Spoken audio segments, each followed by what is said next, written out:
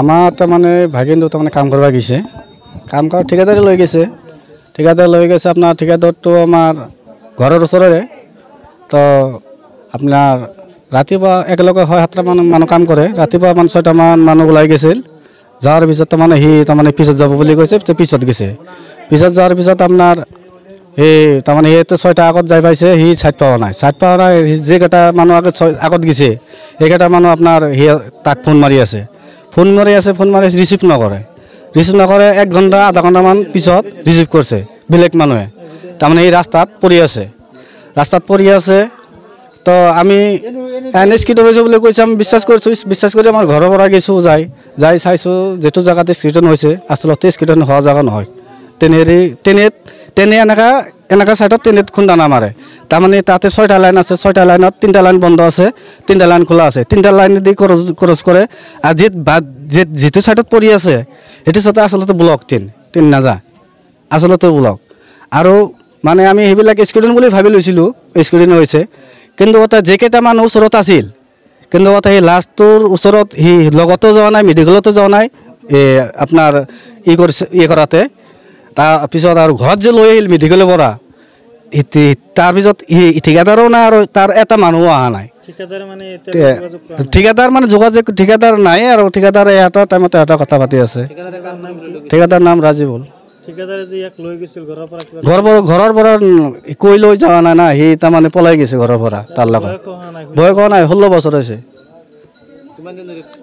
গৈছিলে 1 সপ্তাহ আগতে গৈছিল।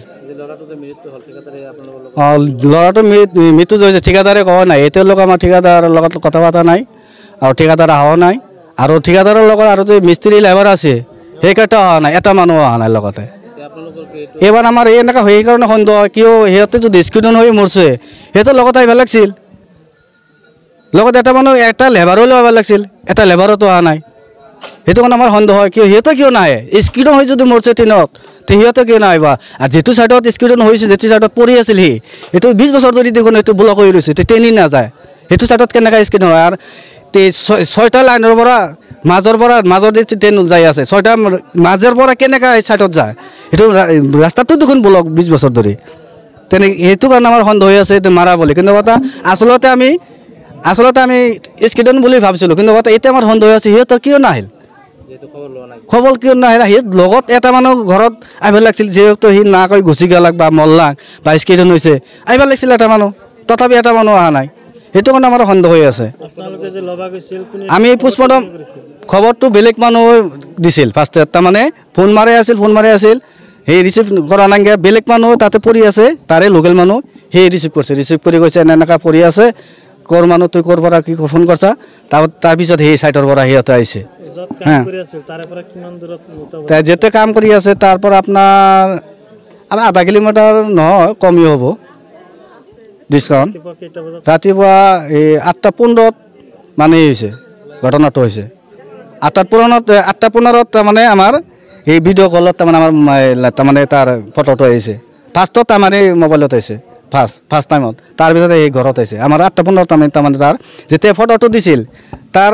চেহাৰাত কোনো গাঁৱত কোনো এটা চিহ্ন নাছিল, খালি মুখত অলপ তাৰমানে আছিল, আৰু কোনো জেগাতো তাৰ একো হোৱা নাই, আৰু যিটো এতিয়া পোষ্টমৰ্টম কৰিছে, পোষ্টমৰ্টমত কাটছে, কিন্তু এটা এক্সিডেণ্ট হৈছিল, এটা দাগো হোৱা নাই, আৰু চেণ্ডেল লগত ভৰিত চেণ্ডেলো আছিল, আৰু ট্ৰেইনে যদি উৰাই দিয়ে চেণ্ডেল কিয় থাকিব, মোবাইল হাতত কিয় থাকিব, বা ওচৰত মোবাইল থাকিব নেকি, যদি 1 কিলোমিটাৰ 1 বিঘা জেগা যদি তাক উৰাই দিয়ে কেনেকৈ থাকে বস্তুবিলাক তাৰ লগত, তাৰ প্ৰশাসনৰ ওচৰত আমি সেইটো কৈ আছোঁ,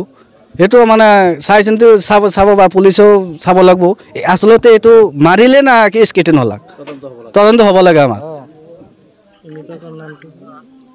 মৃত্যু এইটো মহিদুল ইছলাম, আৰু দেউতাকৰ নাম বুদ্ধ খান, চালম খান।